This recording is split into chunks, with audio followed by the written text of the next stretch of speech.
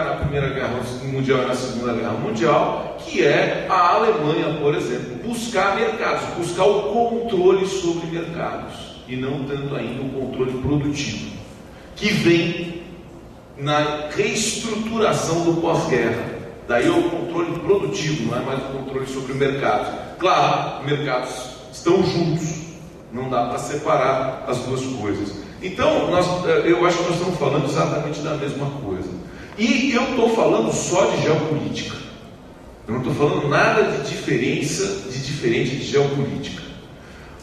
De uma certa forma, o que me incomoda um pouco no Fiore é aquela formação tradicional do sociólogo que separa infraestrutura e superestrutura. Infraestrutura o econômico e superestrutura o político, como se fossem duas coisas desvinculadas. Na minha opinião, Marx nunca desvinculou essas duas coisas, e essas duas coisas sempre tiveram amalgamadas, e esta é a questão, que desemboca numa questão específica: não existe capital sem controle. Capital não é um ente econômico que funciona pela lógica do mercado abstrato. Não, ele funciona pela lógica do poder. E ele se estrutura pela lógica do poder.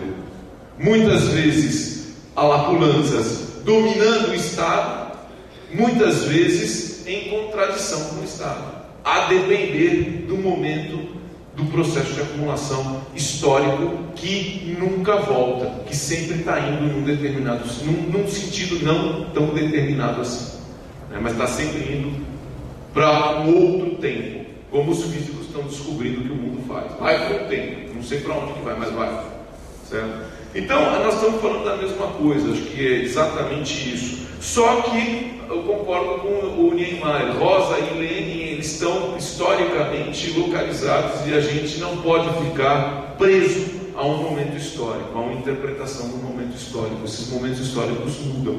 Mas é claro, a lógica está em Marx, de tudo que eu estou falando, de uma certa forma. Para chegar na Vanessa, mas eu antes acho que a gente responde aqui, e daí chega na Vanessa, que é uma coisa mais pontual, é exatamente isso, né? O processo é um processo de acumulação, e este processo de acumulação gera capital vadio, e este capital vadio, Keynes e Marx concordam, geram uma quantidade de recursos que precisam se aplicar, comprar algum determinado ativo que lhe dê rentabilidade. Essa é que é a questão, certo? Qual o esforço do Keynes? O esforço do Keynes é dizer o seguinte: olha, o capital, ele tende a comprar ativos financeiros e a promover uma valorização fictícia que gera crises financeiras lá na frente. E este é um problema que já estava no Marx, não tem nenhuma diferença. E o Keynes diz: então eu preciso eliminar esta possibilidade para obrigar o capitalista a apostar no futuro e investir em comprar ativos produtivos reais. Esse é que é o ponto. Mas já estava no Marx, é uma tendência natural do capitalista querer ganhar dinheiro. Se o objetivo do capitalista é o devinha no final, se ele puder obter, o Marx repete isso várias vezes, se ele puder obter o delinha sem passar pelas agruras do processo de reprodução de capital, sem ter que chicotear o trabalhador, sem ter que acordar cedo, sem ter que respirar fumaça, ele faz na hora. Então é exatamente isso. E nos momentos onde o capital não encontra lugares para valorização, ele vai para a valorização fictícia, sem dúvida nenhuma. Você vai dizer, mas ele não deseja sempre ir para a valorização fictícia? Sem dúvida. Mas quando ele não tem a valorização produtiva, aí não há nem. Ele vai valorizar ficticiamente outros ativos e vai resultar em crise financeira. Então, Vanessa, o que eu estou falando específico, como as peiras e as pereiras do Marx, né? E qual que é o elemento? Isso está no Capital, isso é impressionante porque está lá no Capital. Qual é o elemento que dá garantia e que permite ao capital se estruturar em torno do capital fictício e promover uma valorização fictícia?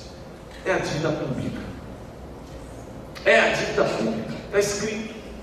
A dívida pública é o que garante, é o único lugar que se é capaz de criar dinheiro de forma fictícia. Não existe outro.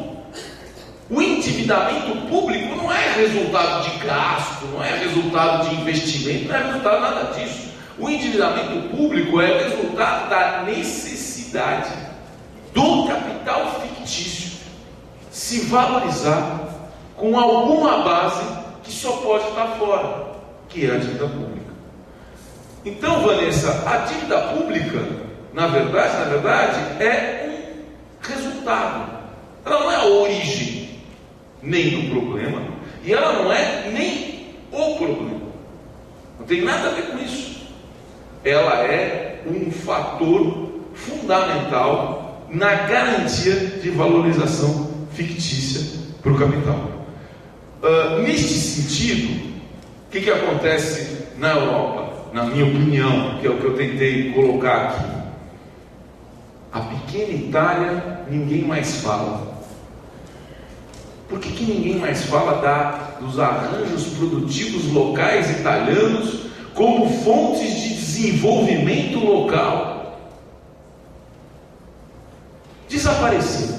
Em 2002, eu fiz um trabalho com os italianos, né, e na Itália, na minha surpresa, era a discussão cambial e a discussão da flexibilização do gasto público. Os italianos não conseguiam investir em infraestrutura, não conseguiam fazer investimentos em infraestrutura, não conseguiam fazer desvalorização cambial porque aderiram ao euro, mesma coisa na Grécia. Aliás, a discussão da Grécia, agora quando eu fui para a Inglaterra, a discussão dos gregos, que está lá no Costas, né, o Costas Lapavitsas e tal, a discussão dos gregos é: a gente tem que fazer desvalorização cambial para conseguir sair desse imbróglio, porque senão a gente não tem o que vender. E se a gente não produz, a gente não vende, a gente não está inserido neste mundo. Ou seja, o problema das dívidas públicas, o problema dos endividamentos dos bancos é anterior. É anterior. A crise europeia é anterior. Assim como a crise norte-americana também é anterior. Que os estados foram fazendo o quê? Dívida pública, para sustentar o capital especulativo, 2, para sustentar o funcionamento da economia completamente sem capacidade de competição com a economia alemã. E a Alemanha invadindo de produtos, e a China invadindo a Europa com produtos manufaturados de baixa tecnologia, agora já mais alta tecnologia, e a Alemanha com produtos de alta tecnologia. E a periferia, simplesmente há uma periferia